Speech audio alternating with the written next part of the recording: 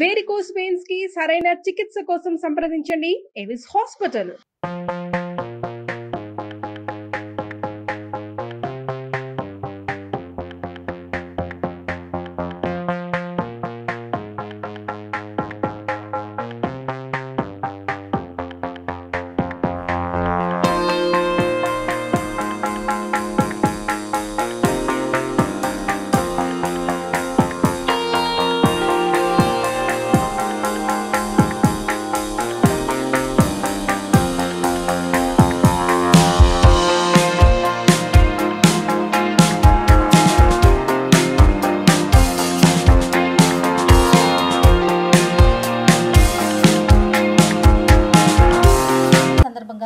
రమగారు మనకి పిండి వంటలు చేసి చూపిస్తున్నారు. అవి కూడా అరిసెలు, చక్కినాలు.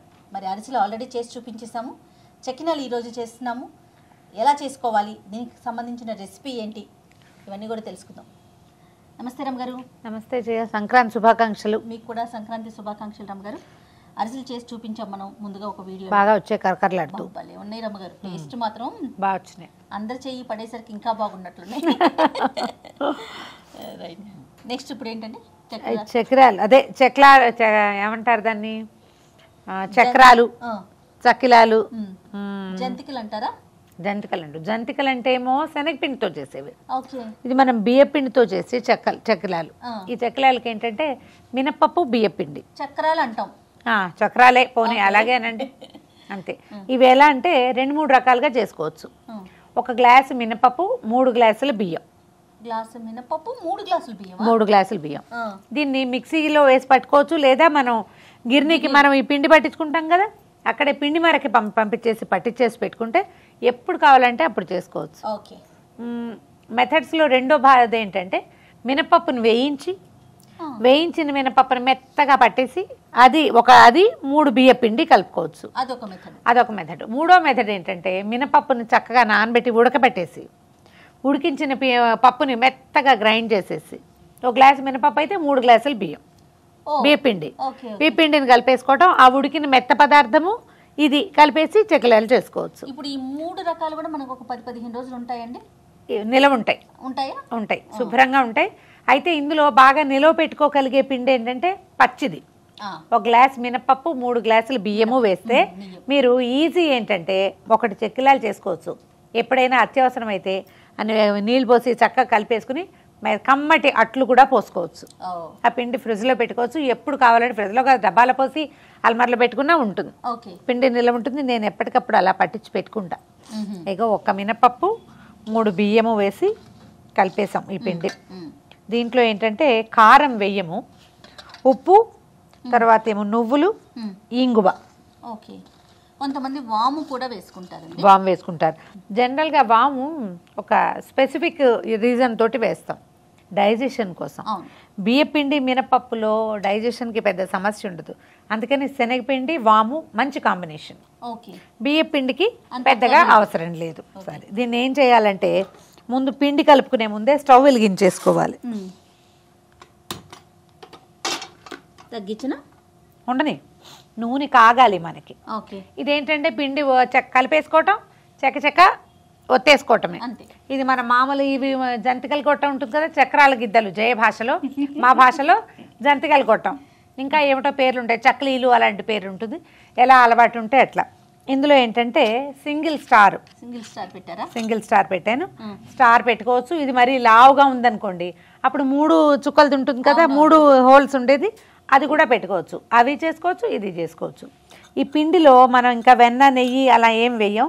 ఈ కాగిన నూనె 2 గరిటెల నూనె పోసుకోవాలి. ఇందులో పోసి కలిపేసుకుంటే అప్పుడు అది చక్కగా మనకి మొరమొరలాడుతూ వస్తే రుచి బాగుంటుంది అనమాట.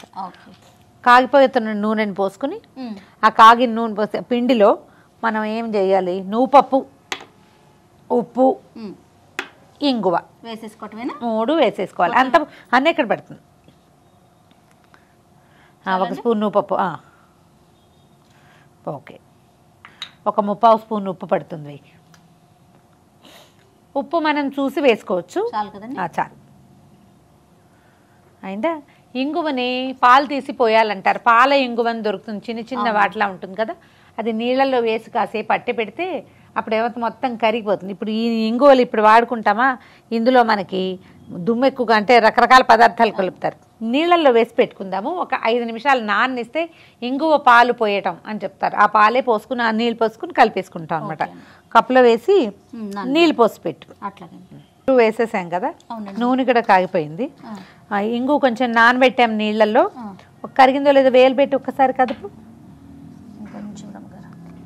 కొంచెం నూనె పోసుకుందాం. నూనె పోసాక దాన్ని వదిలిపెట్టి ముందు వేడి నూనె, ఆ మరుగుతున్న నూనెని ఇందులో వేసుకోవాలి. ఒక గరిట వేస్తావా?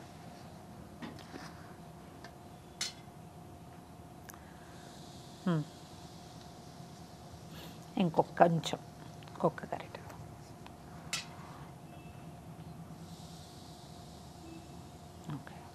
అవసరమైతే ఇంకొంచెం వేసుకోవాలి. ఇది ఎట్లా అంటే మనకి ఈ పిండి చిన్నగా ముద్దవుతున్నట్టుగా అవ్వాలన్నమాట. ఇందాక పొడిలాడుతూ ఉందా వేళ్ళకి అంటుకుంటూ, ఆయిల్ వేసిన లక్షణం కనిపిస్తోంది కదా ఇందులో, నూనె కలిసిపోయిన లక్షణం అట్లా అవ్వాలి. ఇంకొక చుక్క వేయచ్చు.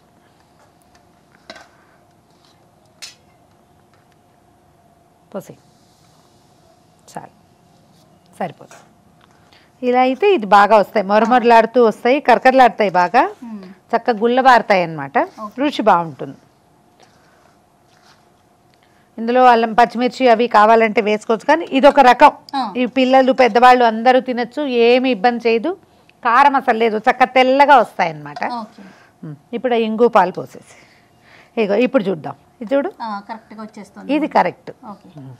ఇంగుతో సహా పోసేనండి, పెద్ద ఏం లేదుగా. కొంచెం ఒకసారి నీళ్ళు ఇంగు పోసి వేసి చూడండి. ఎప్పుడు వేసిన అలవాటు లేకపోతే ట్రై చేసి చూడండి, చాలా రుచిగా ఉంటుంది, మంచి వాసన వస్తుంది. వేయాది కూడా. చాలు. నీళ్ళు పోస్తావా కాస్త కలపడానికి. మనం వీటిని చక్రాల్లో దాంట్లో వేసుకుంటాం కదా, దానికి సరిపడా నీళ్ళు పోసి కలుపుకోవాలి. పోసే నీళ్ళు పోయి ఏం కాదు, భయం లేదు. పట్టాయి. ఇంకా దీనికి కొలత ఏం లేదండి, మనం వాడిన బియ్యాన్ని బట్టి. ఇది కూడా మనం కోటా రైస్ తోటి పట్టించుకుంటే కూడా బాగానే ఉంటుంది. దానికి ఏం చేయాలంటే మినపప్పు బియ్యము మరీ పచ్చివి పోసుకోకుండా ఒక్కసారి గబగబా శుభ్రంగా కడిగేసి ఎండలో పోసేయండి ఒక రోజంతా. మర్నాడు పట్టించుకుంటే మనకి ఇందులో అశుభ్రము అనుమానము ఏమీ లేకుండా ఉంటుంది అనమాట. ఇదిగో ఇట్లా కలుపుకోవాలి.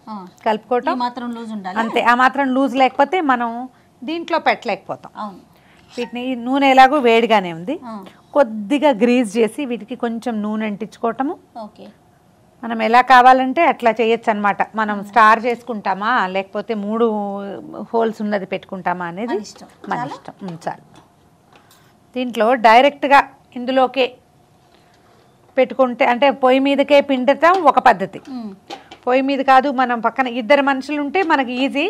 ఒకళ్ళు ఉంటే ఒక రకం, రెండో మనిషి ఉన్నారనుకోండి ఒకళ్ళు పిండుతారు, మనం ఇంకొకళ్ళు వేయించవచ్చు, ఈజీగా ఉంటుంది. చూడండి ఇక్కడ చిన్నవి మనకి ఎంత చుట్ట కావాలంటే అంత చుట్టేసుకోవటం చకచక. స్టవ్ మీదకి మనం చేయగలిగామనుకో, అలవాటు ఉంటే హాయిగా ఉంటుంది. ఇదేమి సతాయించదు ఈ పిండి. మినపిండి ఉంది కాబట్టి ఒట్టి బియ్య పిండి అనుకో మన కాల్చుకు తినేస్తుంది, అది అవి విరిగిపోతుంటాయి ముక్కలు. దీంతో ఏ గోళ లేదు. దీన్ని మళ్ళీ ఈజీగా పడిపోతుంది. దీన్ని మనం టంగుమని కలుపుకున్నాం అనుకో పడదు ఎప్పటికీ. ఇవి మనం ప్లేట్ మీదకి తీసుకుంటే ఏంటంటే ఈజీ, ఇందులో నుంచి మనం ఇక్కడ ట్రాన్స్ఫర్ చేయటం కష్టం లేకుండా ఉంటుంది అనమాట. ఇందులోనే పిండుతాను చూడు. అట్లాగూ ఇలాగూ కూడా 2 రకాలుగాను చేసుకోవచ్చు.